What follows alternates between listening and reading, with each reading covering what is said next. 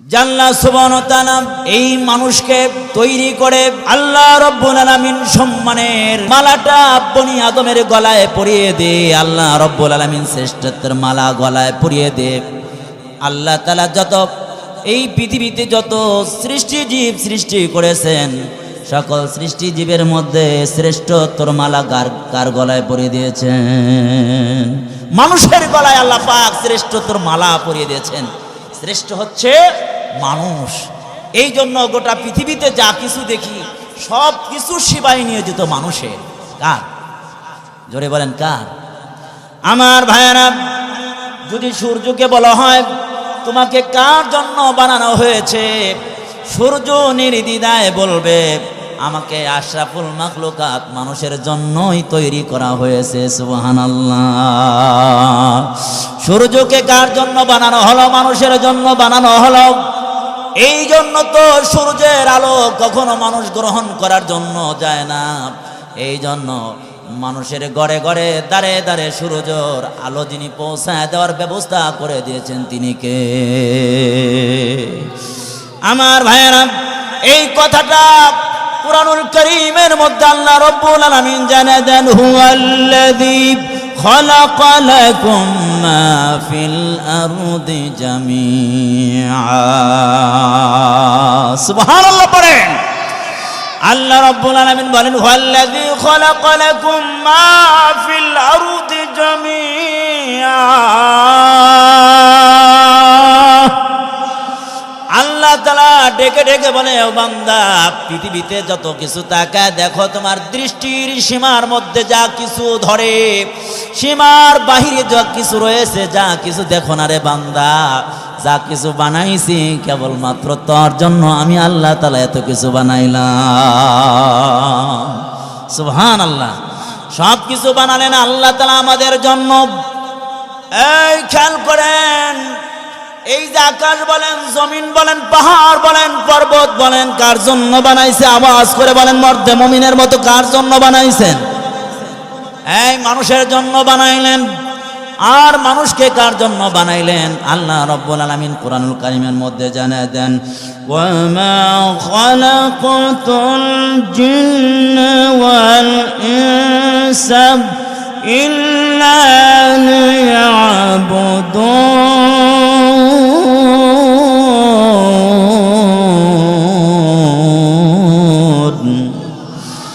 আল্লাহ রাব্বুল আলামিন বলেন, ও বান্দা,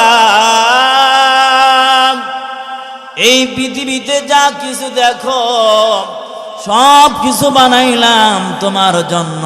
আর তোমারে বানাইলাম কার জন্য? আমার জন্য। সুবহানাল্লাহ। এই লাইট বানানো হয়েছে আলো দেওয়ার জন্য। লাইট যদি আলো না দেয়, মাউথপিস কথাগুলোকে টানার জন্য, পাস করার জন্য তৈরি করা হয়েছে। বলেন দেখি, মাউথপিস যদি আওয়াজকে না টানতে পারে, আলো যদি না দিতে পারে, লাইট যদি আলো না দিতে পারে, তাহলে কি এটার উদ্দেশ্য সফল হবে? না, না, সফল হবে না। মানুষ তৈরির আমার ভাইরা প্রধান টার্গেট হলো মানুষ কি করবে? আল্লাহ তাআলার দাসত্ব করবে। গোলামিয়ত্বর মালা আল্লাহ তাআলা মানুষের গলায় পরিয়ে দিয়েছেন। সুবহানাল্লাহ। আমরা হচ্ছি গোলাম আর আল্লাহ হচ্ছেন মালিক। খেয়াল করেন ভাই, তাহলে আল্লাহ তাআলা হচ্ছেন রব আর আমরা হচ্ছি তার গোলাম। আল্লাহ রাব্বুল আলামিন সূরা বাকারার 28 নম্বর আয়াতের মধ্যে জানিয়ে দেন, কাইফা তাকফুরুনা বিল্লাহ।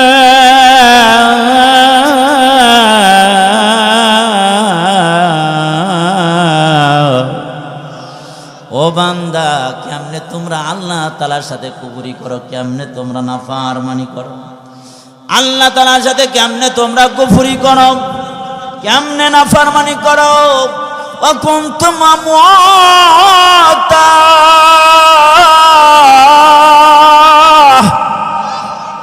এই মিয়া, বাড়িতে গিয়ে আল্লাহু আকবার বলবেন। আল্লাহু আকবার বললে সওয়াব আছে না নাই? পাবনায় একবার প্রোগ্রাম করার জন্য গেলাম, কর্তৃপক্ষ বলে হুজুর বেশি বেশি জিকির করেন। বললাম কারণটা কি? ওয়াজ করা বাদ দিয়ে বেশি বেশি জিকির করবো কি?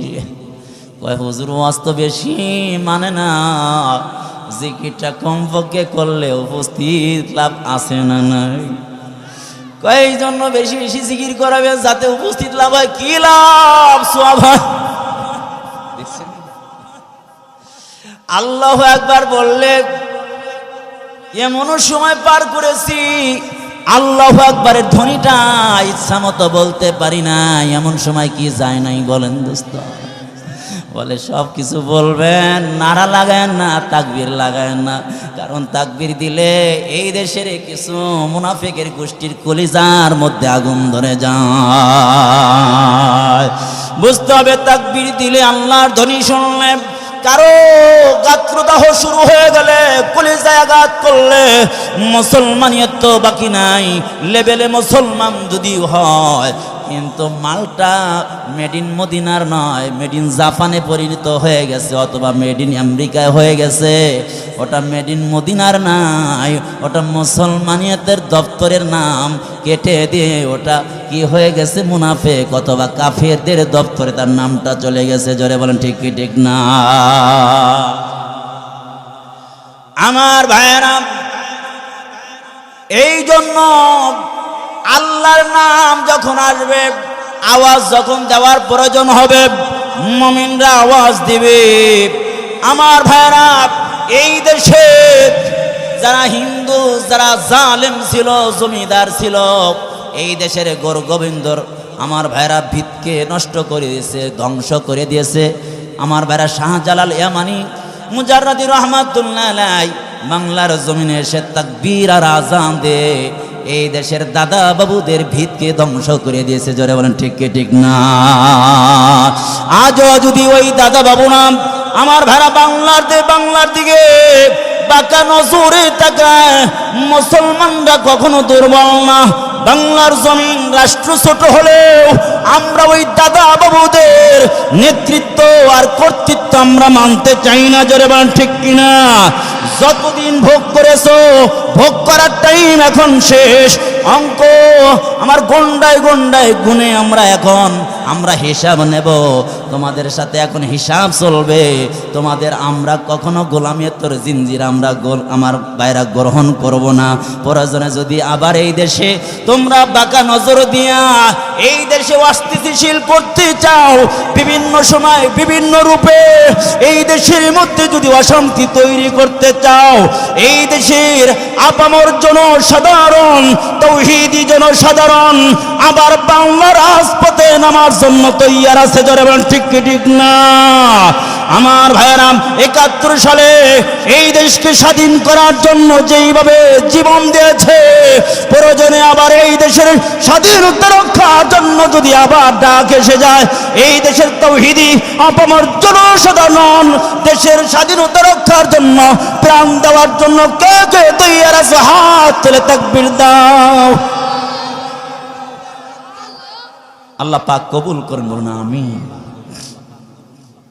আমার ভাইরা, বলতেছিলাম সূরা বাকারার ২৮ নম্বর আয়াতের মধ্যে আল্লাহ পাক তুলে ধরেন, কাইফা তাকফুরুনা বিল্লাহি ওয়া কুনতুম আমওয়াতান ফাআহইয়াকুম। আল্লাহ রাব্বুল আলামিন বলেন, বান্দা, এই বান্দা, তোমরা কি একটু হিসাব করে দেখো নাই? তোমাদেরকে দুনিয়ায় পাঠানোর আগে তোমরা সবাই মুর্দা ছিলা, তোমরা কেউ জীবিত ছিল না। ফাহিয়াকুম, আমি আল্লাহ তাআলা তোমাদের জীবিত করলাম, জীবন দান করলাম।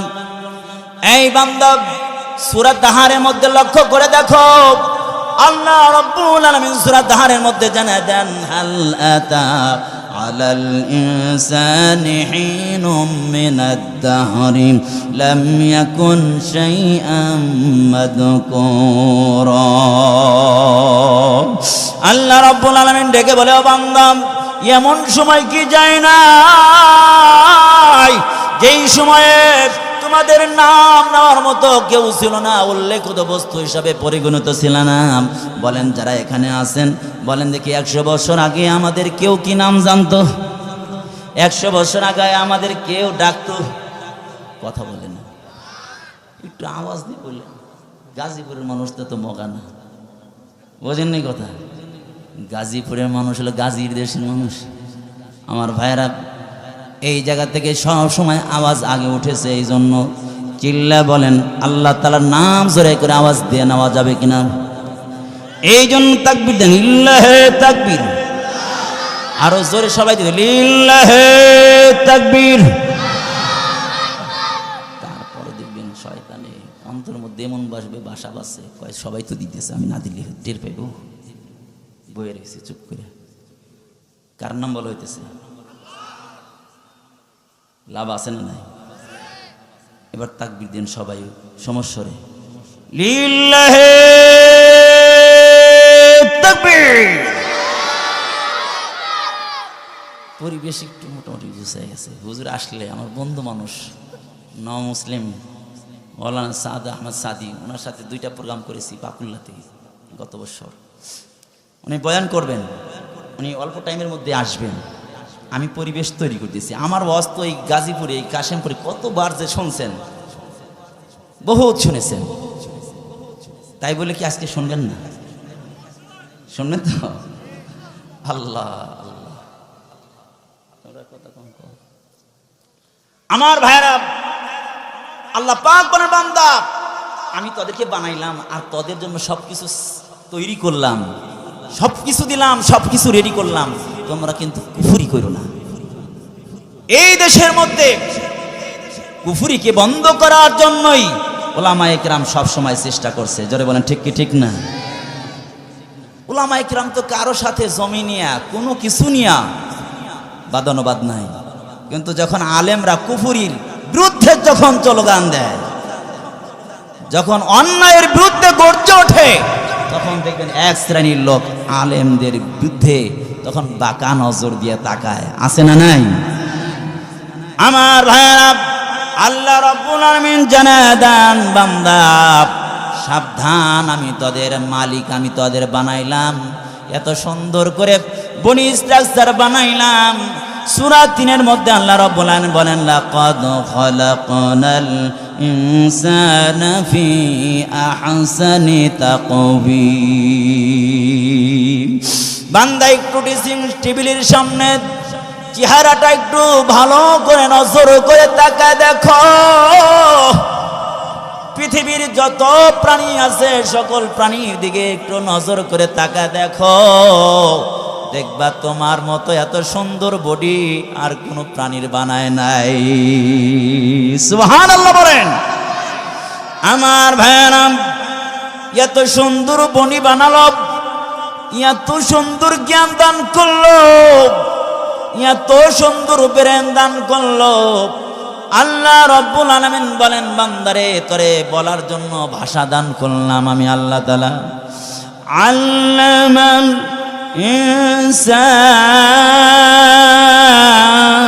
ইনসান খালাকাল ইনসানা আল্লামাহুল বায়ান।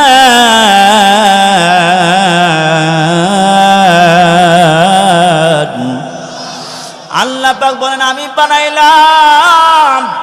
এই একটা হাসির বাচ্চা দুনিয়ায় তৈরি হওয়ার পরে, একটা ডিম থেকে একটা বাচ্চা তৈরি হওয়ার পরে ওকে আমার ভাইরা সাঁতার প্রশিক্ষণ দেওয়ার প্রয়োজন হয় না। কেমনে খাবে, কেমনে গোসল করবে, কিছুই প্রশিক্ষণ দেওয়ার প্রয়োজন হয় না।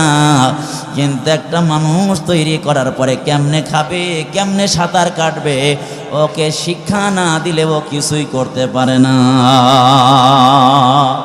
মানুষ হচ্ছে সবচাইতে দুর্বল, মানুষ হচ্ছে সবচাইতে দুর্বল। আল্লাহ রাব্বুল আলামিন বলেন খলিকাল ইনসান, এই মানুষ বানানো হয়েছে দাঈফা, মানুষকে দুর্বল করে বানানো হয়েছে। আল্লাহ রাব্বুল আলামিন বলেন কেমনে দুর্বল করে বানাইলাম খেয়াল করছো? ছাগলের বাচ্চা তৈরি হওয়ার পরে দেখবেন জন্মের পরে লাফালাফি আরম্ভ করে দেয়, ও নিজের খাবার নিজে খায়, টয়লেটটা নিজে করে। কিন্তু মানুষ তৈরির পরে বলেন দেখি, মানুষ দুনিয়া আসার পরে নিজের খাবার নিজে খাইতে পারে না, নিজের টয়লেটটা নিজে করতে পারে না, নিজের খাবার নিজে খাইতে পারে না। জোরে বলেন ঠিক কি ঠিক না? মানুষ জন্মগতভাবে সৃষ্টির দিক দিয়ে দুর্বল, কিন্তু শ্রেষ্ঠত্ব দিয়েছেন মানুষকে। সুবহানাল্লাহ। আমার ভাইয়েরা, মানুষকে বানালেন শ্রেষ্ঠ, এই যে শ্রেষ্ঠ জাতি বানালেন আমার ভাইরা, মানুষকে এত বুদ্ধি দেওয়া হয়েছে, এমন বুদ্ধি কোনো প্রাণীর নাই। আল্লাহ রব্বুল আলামিন শ্রেষ্ঠর যত মালা পরাইছেন, এই জন্য এত সুন্দর প্রাণী বানাইছেন, মানুষকে এত সুন্দর করে বানাইছেন, এত বুদ্ধি দিয়েছেন। অন্য কোনো প্রাণীকে এত বুদ্ধিও দেন নাই, এত সুন্দর করে বানান নাই। সুবহানাল্লাহ। আমার ভাইয়েরা, ওই দিকে যাওয়ার টাইম নাই। এই জন্য আল্লাহ বলেন, এই আমি তোরে খাওয়াই, আমি তোদের লালন পালন করি, আমি হায়াত দাতা, আমি মৃত্যু দাতা। এই জন্য বান্দা তোর যা কিছু দরকার আমি সব সরবরাহ করি। এই জন্য বান্দা মানবি কারে? জরে বলেন। আল্লাহকে মানতে হবে। আল্লাহ হচ্ছে আইনদাতা, আল্লাহ হচ্ছেন বিধানদাতা, আল্লাহ হচ্ছেন সমাজের পরিচালনাকারী। আল্লাহর আইন দিয়ে সমাজ চলবে, ব্যক্তি জীবন চলবে, রাষ্ট্র চলবে। কিন্তু আমরা আল্লাহর আইন কিন্তু সমাজ গড়তে চাই। জোরে বলেন, নিজে চলতে চাই না। যাও চলি, সমাজ চালাইতে চাই না। কারণ ওই সমাজের চোরেরা জানে, সমাজের মধ্যে আল্লাহর আইন যদি চলে আসে, সমাজের চোররা চুরি করতে পারবে না, ডাকাতরা ডাকাতি করতে পারবে না, ধর্ষণকারীরা ধর্ষণ করতে পারবে না। আল্লাহর আইন এই জন্য ওরা সমাজে প্রতিষ্ঠিত হতে দিতে চায় না। চিল্লাবার ঠিক না? আমার ভাইরা ও বন্ধু, আজকে যদি সমাজে রাষ্ট্রে যদি আল্লাহর কোরআনের বিধান থাকতো, তাহলে কোটি কোটি টাকা এই দেশ থেকে পাচার হইয়া অন্য দেশে যেতে পারতো না। জোরে চিল্লা বলেন ঠিক কিনা? আমার ভাইরা, কোনো মানুষ বঞ্চিত হতো না, এই রাস্তাঘাটে চলতো, কেউ ধর্ষিত হতো না। আমার ভাইরা, আজকে দুর্বলরা সবলের দ্বারা আক্রান্ত হয়ে যাচ্ছে। আজকে দুর্বলরা দেখবেন থানায় গিয়া বিচার পায় না, আদালতে গিয়া বিচার পায় না, টাকা নাই, ক্ষমতা নাই। সমাজে আমার ভাইরা দুর্বলদের বিচার নাই, থানায় বিচার নাই। এই কারণটা কি? কারণ হলো একটা, জালেমরা জুলুম সব জায়গায় করছে। জুলুম বন্ধ করতে হলে পৃথিবীর কোনো ইজম দিয়ে মতবাদ দিয়ে এই দুনিয়ার বৈষম্য দূর করা সম্ভব হবে না। একমাত্র মেডিসিন আমার ভাইরা আল্লাহ রব্বুল আলামিন দিয়েছেন কোরআন। সুন্দর আমার ভাইরা, সমাজ সুন্দর করার জন্য, রাষ্ট্র সুন্দর করার জন্য, মানুষ সুন্দর করার জন্য, তার নাম হলো কালামুল্লাহ। আল্লাহ পাক কোরআন দিয়েছেন, মানুষের জীবনকে সুন্দর করার জন্য গাইড বুক দিয়েছেন। আমার ভাইরা, এই কপালটা যেন পৃথিবীর কোনো মানুষের সামনে না নয়, মাথা নত না করে। আমার ভাইরা, 1990 সালের আগের কথা বলি। আল্লামা দেলোয়ার হোসেন সাইদি রহমাতুল্লাহ আলাইহি যখন সিরাজগঞ্জে গিয়েছিলেন, আমরা তখন ছাত্র মানুষ, হুজুরের জবানে আমরা একটা বয়ান শুনেছিলাম, কথা শুনেছিলাম। আল্লামা সাইদি রহমাতুল্লাহ আলাইহি বললেন, এই সংসদের মধ্যে যখন ঢুকতে হয়, মাথাটা নুয়াইয়া, মাথাটা নিচু কইরা সম্মান জানাইয়া ঢুকতে হতো। সাইদি রহমাতুল্লাহ বলেন, আমরা যখন শরিক দল হইয়া যখন ক্ষমতায় গেলাম, এই আইনটা সর্বপ্রথম বাতিল করলাম মানুষের সামনে। কারণ সংসদ তো একটা আল্লাহর সৃষ্টি জীব, কোন সৃষ্টির জীবের সামনে কোনো মানুষ মাথা নিচু করতে পারে না। চিল্লা বলেন ঠিক কি ঠিক না? মানুষ কারো কাছে মাথা নত করবে না, একমাত্র মাথা নত করবে কার কাছে? আরো চিল্লা বলেন কার কাছে? এই জন্য আল্লাহ পাক শিরকের গুনাহ আল্লাহ পাক মাফ করবে না। যত গুনাহ করো আল্লাহ চাইলে মাফ করতে পারেন, না করলে নাও করতে পারেন, কিন্তু শিরকের গুনাহ আল্লাহ পাক কখনো মাফ করবে। এই জন্য আমার ভাইয়েরা, কিয়ামতের ময়দানে 5 শ্রেণীর মানুষকে আল্লাহ রাসূল শাফাত করবে না। তার মধ্যে 1 শ্রেণীর মানুষ হলো মুশরিকুন, যারা শিরক করবে। এদেরকে আল্লাহ রাসূল কিয়ামতের ময়দানে শাফাত করবে না, এবং কি আল্লাহ তাআলা তাদের দিকে রহমতের নজর দিয়ে তাকাবে না। বিনা হিসাবে জাহান্নামের ফয়সালা হয়ে যাবে। কারণ আল্লাহ খাওয়ায়, আল্লাহ পালে, ওই আল্লাহর সাথে আবার তুমি শরীক করেছো। বলেন দেখি, আপনার বিবি যদি আপনি টাকা এরকম ভাবে লালন পালন করেন, তার চাহিদা পূরণ করেন, সব কিছু করেন, কিন্তু মাঝে মাঝে যদি অন্য পুরুষের কাছে টাইম দেয়, তাহলে কি বলেন সুস্থ জ্ঞানের অধিকারী কোনো পুরুষ এটা মানবে? এটা মানতে পারে না। মানুষের আত্মমর্যাদায় লাগে, এই জন্য মানবে না। তদ্রূপ ভাবে আল্লাহ বলে, ওই বান্দা আমি খাওয়াই, আমি সব কিছু দেই, আমি হায়াত দাতা, আমি রিজিক দাতা, আমি পানি দেই, আমি গরু ছাগল যা কিছু তাদের দরকার খাবারের জন্য ব্যবস্থা করলাম। বান্দা এরপরে আবার তুই আমার সৃষ্টি জীবরে, তুই আমার সমকক্ষ যদি মানুষ, তাহলে আমি আল্লাহ তাআলা এত রাগ হয়ে যায়, এত গোস্বা হয়ে যায়, আমি আল্লাহ তাআলা কশিন কালেও তোকে মাফ করব না। আমার ভাইয়েরা, হযরত লুকমান হাকিম তার সন্তানকে যখন বললেন, এই সন্তান, ইয়া বুনাইয়া লা তুশরিক বিল্লাহ, হে কলিজার টুকরা সন্তান, আল্লাহ তাআলার সাথে শরীক করো না। ইন্নাশ শিরকা লাযুলমুন আযীম।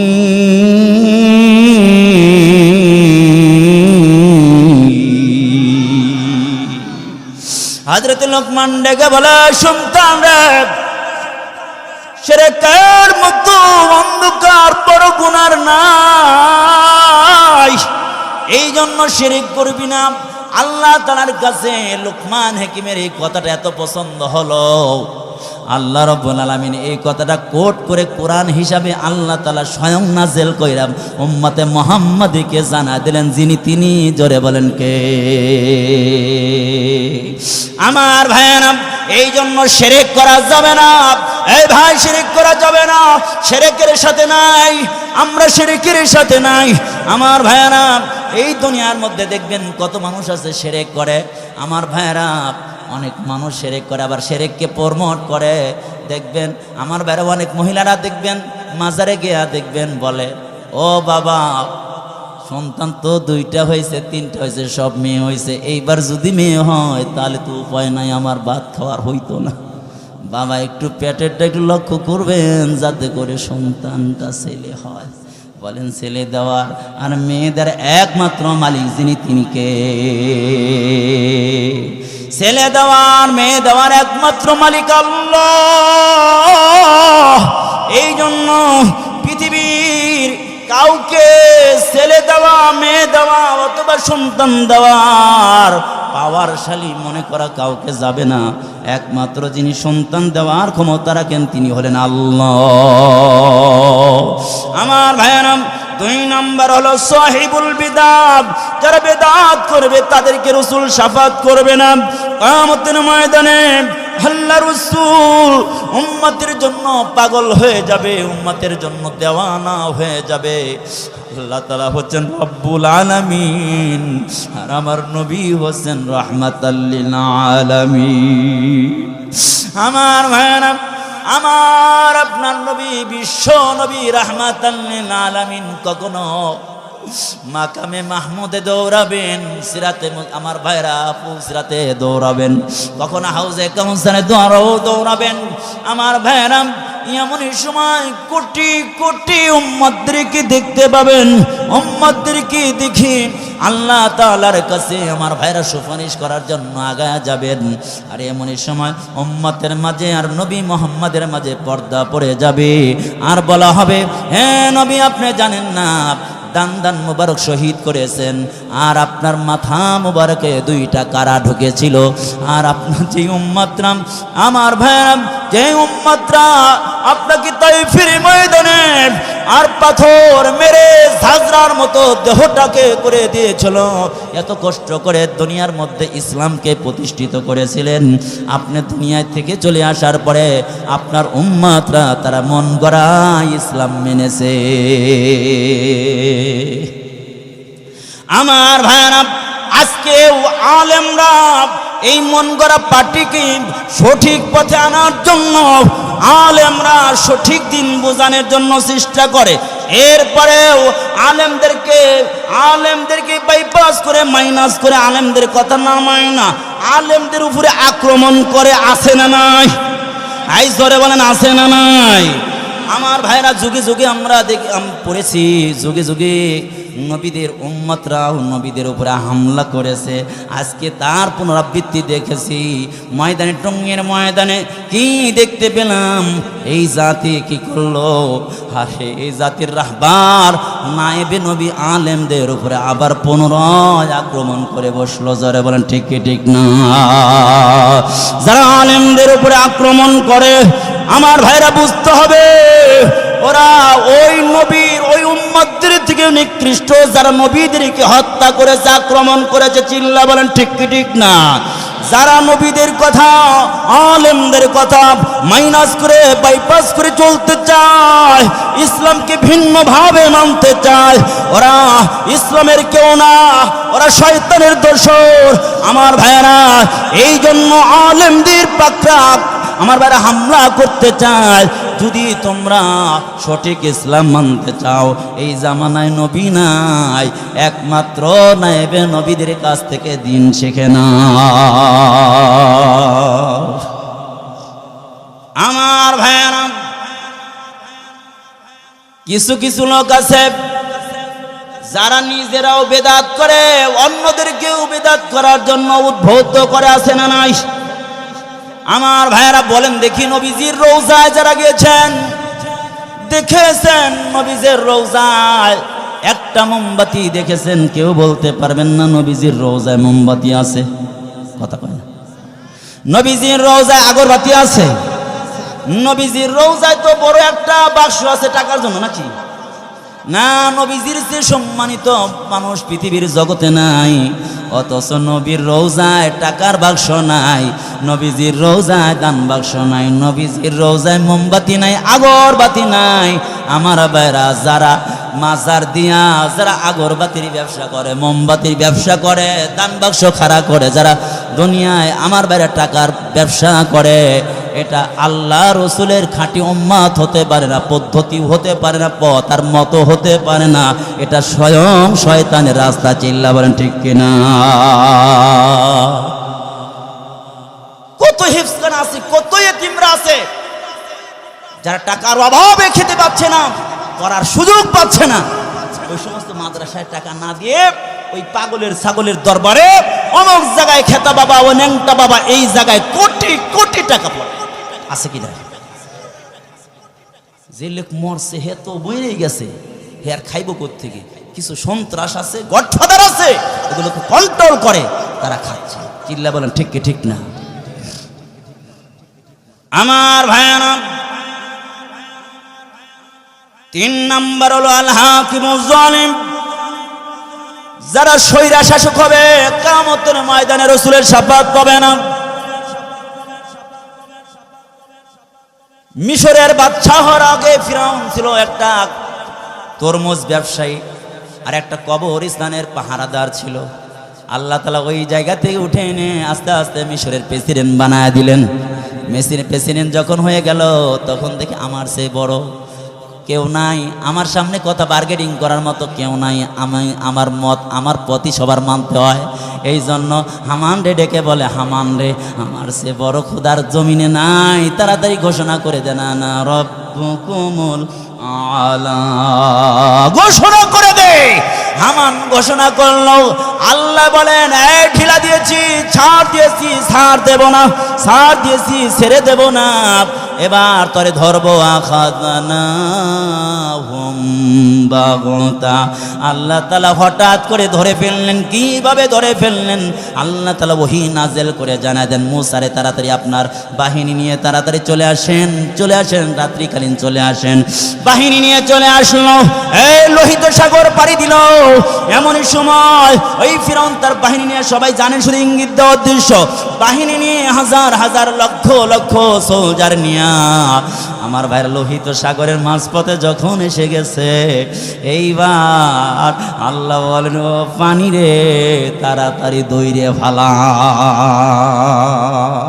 লক্ষ লক্ষ সোলজারকে মাছের খাবার বানা দিচ্ছে।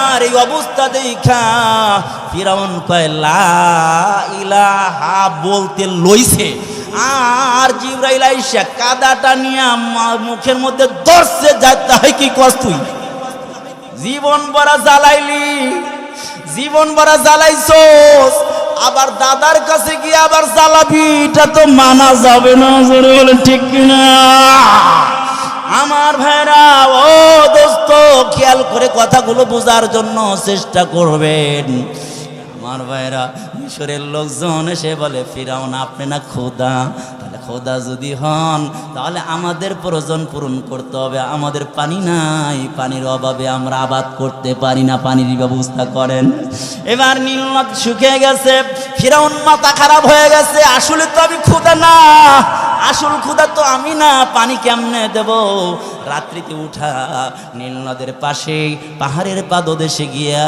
আমার ভাইরা ওযু কইরা মালিকের দরবারে হাতটা উঠাইয়া বলে মালিক আপনি তো আসল খোদা আমি তো ধোঁকাবাজ আমি তো দুনিয়ার একটু মজা লইতে চাই আল্লাহ তুমি পানির ব্যবস্থা কইরা দাও এই কথা বলে পাহাড়ের চূড়া থেকে যখন নামা আরম্ভ করেছে আমার ভাইরা পানি কি লোহিত সাগরে নীল নদে পানি কি প্রবাহিত হইতে আসে কিনা দেখার জন্য নামতেছে টেনশন মাথায় যদি পানি না আসে তাহলে খোদাই তো চইলে যাইবে আমার ভাইরা এমন সময় টেনশন কত রে এমন সময় জিবরাইল সিটি কি বলে মানুষের সুরাত দইরা কলম আর কাগজ লইয়া একটু বলে স্যার দাঁড়ান আসসালামু আলাইকুম স্যার একটু দাঁড়ান তুই করতে আলি রে এইখানে কথা বলার সময় নাই বলে স্যার একটু কথা কি কথা বলেন দেখি একটা বিচার করতে হবে কি বিচার বলে স্যার বলেন দেখি আমি একটা লোকরে গোলাম হিসেবে কিনে নিয়ে আসলাম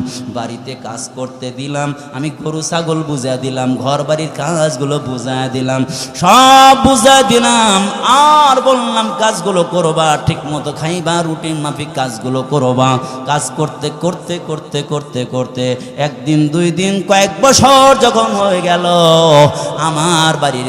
আমার বাড়ির গোলামটা স্বয়ং নিজেই বাড়ির মালিকানা দাবি করে বসলো বলেন দেখি এই গোলাম রে কি করার দরকার তখন ওই ফিরাউন ডেকে বলে এমন গোলামকে এই নীল নদে চুবে চুবে মারা দরকার জিবরাইল মানুষ রূপী সেটিকে বলে তাহলে স্যার একটু দরখাস্ত দস্তখত দেন যারা গোলাম হইয়া মালিকানা বাড়ির মালিকানা দাবি করে বসে তাদেরকে এই নীল নদে চুবা চুবা মারা দরকার এই যে কথাটা বললেন একটু দস্তখত দেন দস্তখত দিয়ে দিল সিগনেচার হয়ে গেল কাগজটা নিয়ে চলে গেলেন এইবার যখন আল্লাহ রব্বুল আলামিন ধরলেন আয়াত বলার টাইম নাই লম্বা লম্বা আয়াত আল্লাহ বলেন পানিরে মিক্সার হয়ে যা পূর্বের মতো হয়ে যা আহারে রাস্তা যে ছিল সব বন্ধ হয়ে যা এবার যখন দেখি পানিগুলো মিশে যাচ্ছে তখন তো ফিরাউনের মাথা খারাপ হয়ে গেছে বলে এটা তো আমার রাস্তা না আল্লাহ তো মরণ ফাঁদ দিয়েছে এই জন্য রাজাকার শব্দটা বলছি তো বলছি এতদিন ঘৃণার চোখে বলছি এখন তো আল্লাহ রাব্বুল আলামিন একজন জগৎ বিখ্যাত কোরআনের পাখি একজন আলেমের কারণে আল্লাহ রাব্বুল আলামিন এই শব্দটাকেও সম্মানের কাতারে দাঁড় করে দিছে আমার ভাইরা এই ফিরাউন যখন লা ইলাহা ইল্লাল্লাহ বলবে মুসা কালিমুল্লাহ বলবে এবার জিবরাইল এসে দস্তখতওয়ালা কাগজটা সামনে পেশ করে দেখো বলো দেখি দস্তখতটা কার দস্তখতটা তো আমারই মনে মনে হইতেছে আমার ভাই তুই জানোস না না ফারমান তুই তো ছিলি গোলাম কিন্তু কেমনে তুই বলি আনা রব্বুকুমুল আলা আমি সবচেয়ে বড় খোদা তুই ছিলি গোলাম গোলাম হইয়া কেমনে তুই খুদা দাবি করলি খুদাই তো দাবি করলি আজকে তোর উপায় নাই আল্লাহ তরে দইরে ফেলাইছে তরে শুটকি মাছ বানাইয়া মিশরের পিরামিড জাদুঘরে কিয়ামত পর্যন্ত রাইখে দিবে যারা সৈরা শাসক হবে যারা জুলুম করবে আলেমদের উপরে জুলুম করবে নেককার বান্দাদের উপরে জুলুম করবে বিভিন্ন সময় বিভিন্ন সূরাতে আল্লাহ তাআলা শায়েস্তা করেন এক এক সময় আমার ভাইরা নৌকা নৌকা ডুবাইয়া, এক এক সময় পানির মধ্যে চুবাইয়া, এক এক সময় হেলিকপ্টারের মাধ্যমে পালাইয়া পালাইয়া, জোরে বলেন ঠিক কিনা। আমার ভাইরা বলতেছিলাম, ও দোস্ত, আল্লাহ তাআলা জালেমকে কি করবে না? ছাড়বে না। আল্লাহ রাসূল বলেন জালেমদেরকে শাফাত করবে না। 4 নাম্বার হলো কুল্লু গালিন, প্রত্যেক ওই অপরাধী যে অপরাধ করবে নিজে দোষ চাপা দিবে, অপরের উপরে হামলা করবে একজন, মামলা পড়বে আর একজন। আছে কি নাই? আমাদের সমাজে এই ধরনের লোক আছে না? অন্যায় করে একজন, তার সাজা ভোগ করে আর একজন।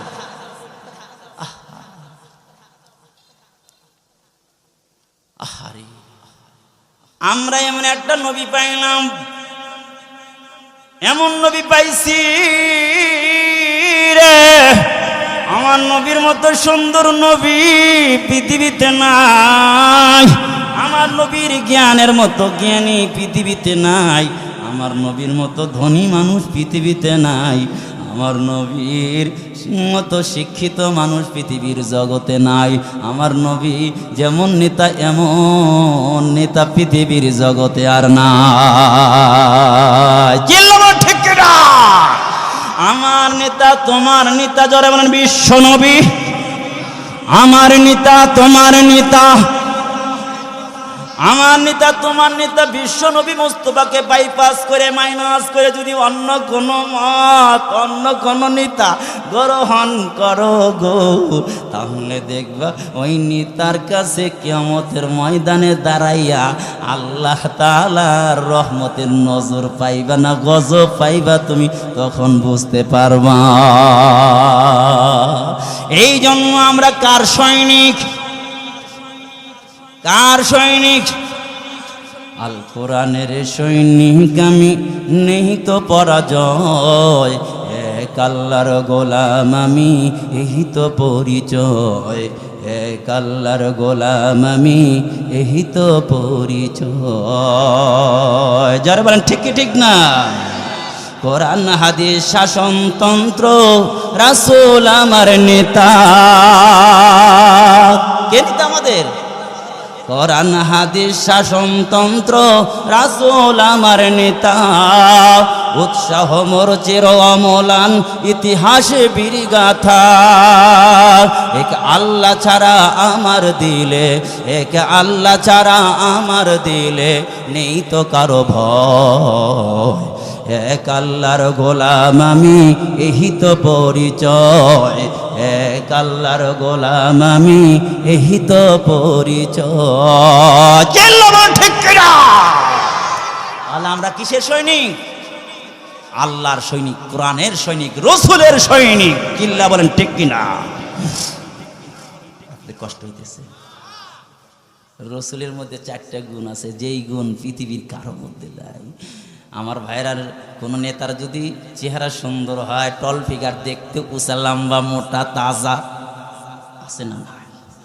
যদি থাকে লগে টাকা, তাহলে পড়বে না জীবনে ফাঁকা। আমার ভাইরা আছে টাকা, আবার টল ফিগার, অনেক উঁচা লম্বা মোটা তাজা সুন্দর, টাকা পয়সা আছে, লাঠিয়াল বাহিনী আছে,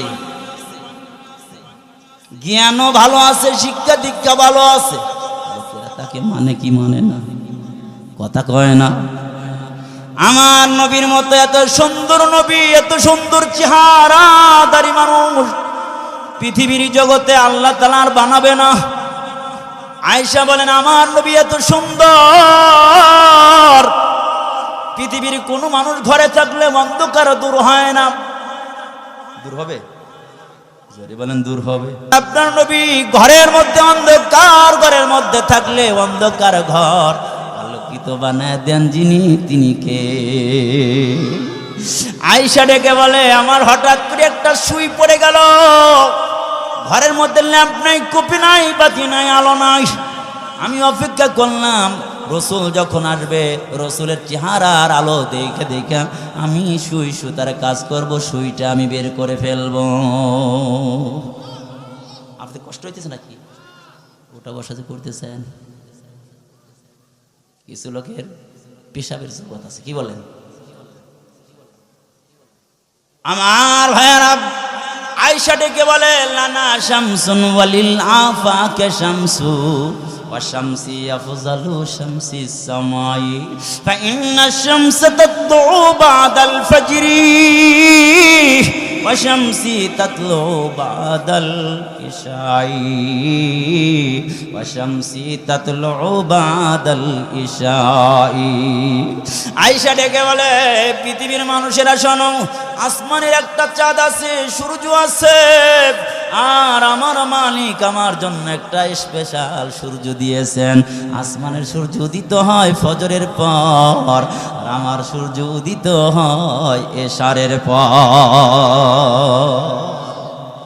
কেমন সুন্দর, কেমন সুন্দর গো! সুন্দরের ওয়াজ যখন চলে আসছে, একটা ছোট্ট একটা কথা বলেই সামনে আগাবো। হযরত আনাস রসুলের পিছে পিছে বের হয়েছে, দেখে রাসূলুল্লাহ সাল্লাল্লাহু আলাইহি ওয়াসাল্লাম পাথর টুকাইতেছে। হযরত আনাসের সন্দেহ হলো পাথর টুকায় কেন, পাথর খুঁজতেছে কারণ কি। হযরত আনাস ডেকে বলে ইয়া রাসূলুল্লাহ লিমা তাখুযুল আহজার, ইয়া রাসূলুল্লাহ কেন আপনি পাথর টুকাইতেছেন? আল্লাহর নবী ডেকে বলে আনাস রে, তুমি জানো না পাথর কেন টুকায়? আমার ঘরের মধ্যে একদিন নয়, 2 দিন নয়, 3 দিন পর্যন্ত ঘরের মধ্যে চুলায় আগুন ধরে না, ঘরের চুলায় আগুন জ্বলে না, খাবার নাই, খাবার নাই, 3 দিন যাবত অনাহারে, প্রচন্ড খিদার কারণে, ক্ষুধা যন্ত্রণায় পেটটা জ্বালাফুরা করে। আনাস, ঠান্ডা পাথরগুলো যদি আমি শরীরের মধ্যে, পেটের মধ্যে চাপ দিয়ে দৌড়ি রে আনাস, পেটের মধ্যে একটু ভালো লাগে।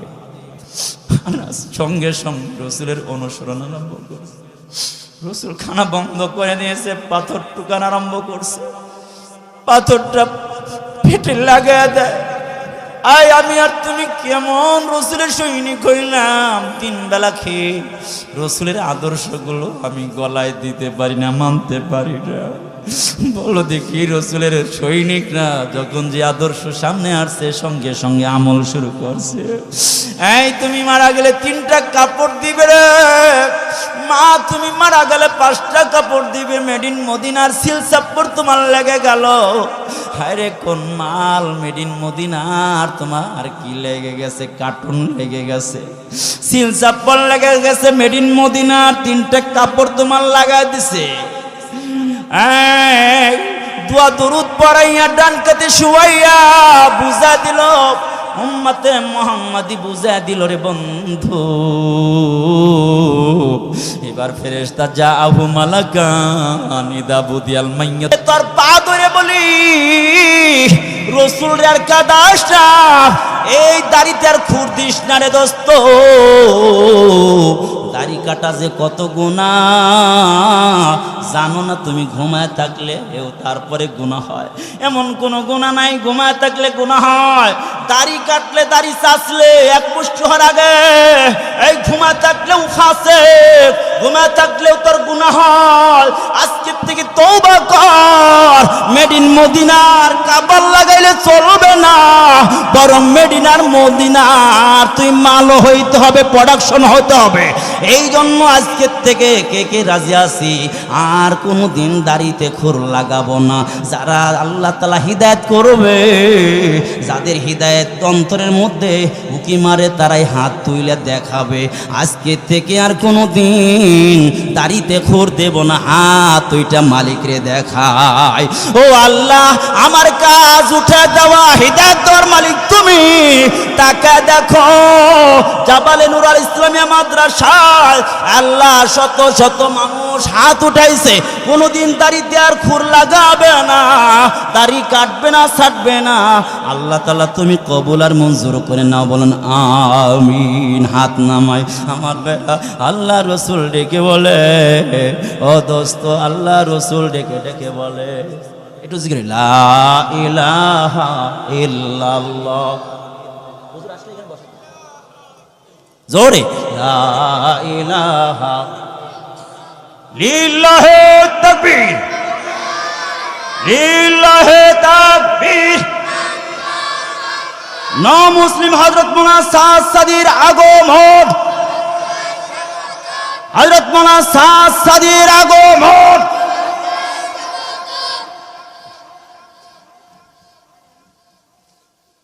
উনি হিন্দু থেকে আল্লাহ পাক হিদায়াত দিয়ে মুসলমান বানাইছেন, ওনার ভাইগুলো মুসলমান হয়েছে ওনার হাতে। আল্লাহু আকবার বলবেন না? আরে মেয়ে, এই সমস্ত মানুষের চেহারা দেখলেও তো লাভ আছে। আমি বেশি বিরক্ত করব না, কথাটা বলতেছিলাম শেষ করে ভাইজান দিয়ে দিব। আল্লাহ ইয়া রাসূলুল্লাহ,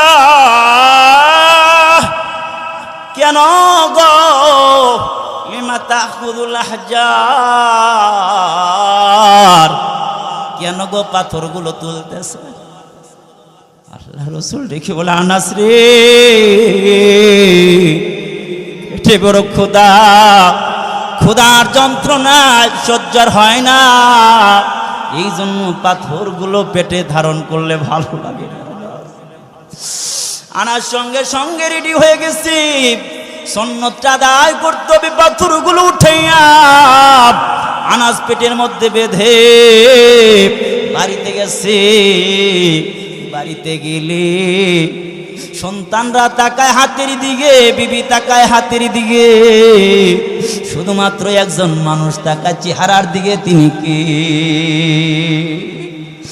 মা চেহারার দিকে তাকাইয়া বলে, আনাস তালহিনা, আয় কাছে আয়, তোর চেহারাটা বড় মলিন দেখা যায়, তুই কি খাবার খাস?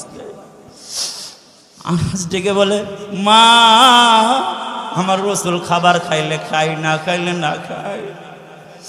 ঘরের মধ্যে ঢুকলেন আনাস, ঘরের মধ্যে ঢুকে এই কথা বল, দিলের কানটা লাগায় অল্প 5 মিনিট, এদিকে দিলের কানটা লাগায়। রাসূলের ব্যথায় ব্যথিত যদি হতে পারি, রাসূলের মহব্বত নিয়ে যদি যেতে পারি, আবেগ আর মহব্বত ভালোবাসা যদি আল্লাহর দরবারে একটা কবুল হয়ে যায়, কিয়ামতের ময়দানে উম্মতে মুহাম্মাদের সার্টিফিকেট দিবেন আল্লাহ রাসূল, তার লগে আল্লাহ পাক জান্নাতের ফয়সালা করবেন।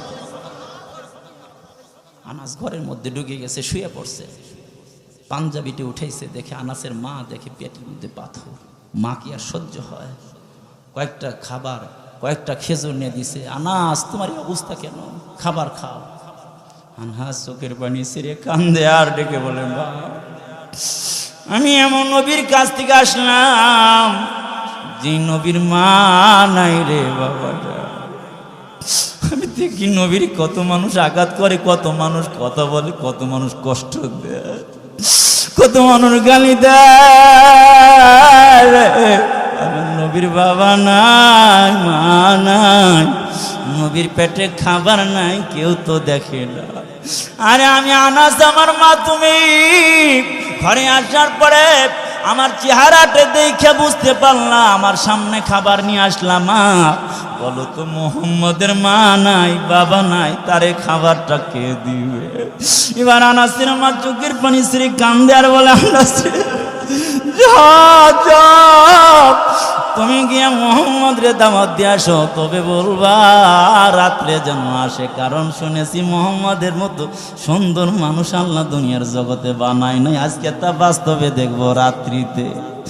আনাস দর আল্লাহ রাসূলের দরবারে চলে গেছে।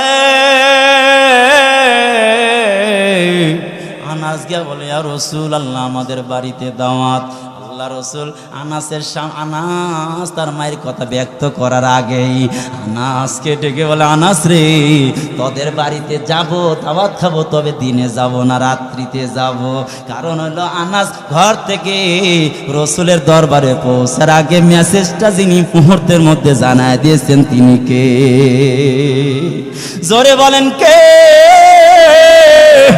এই সবাই বলেন কে? আল্লাহ পৌঁছা দিছেন। আল্লাহ মুহাম্মদ সাল্লাল্লাহু আলাইহি ওয়াসাল্লাম রাত্রিতে চলে আসলেন। রাত্রিতে আসার পরে আনাসের মা আনাসের ডেকে বলে, আনাসের এই জায়গায় দাঁড়া।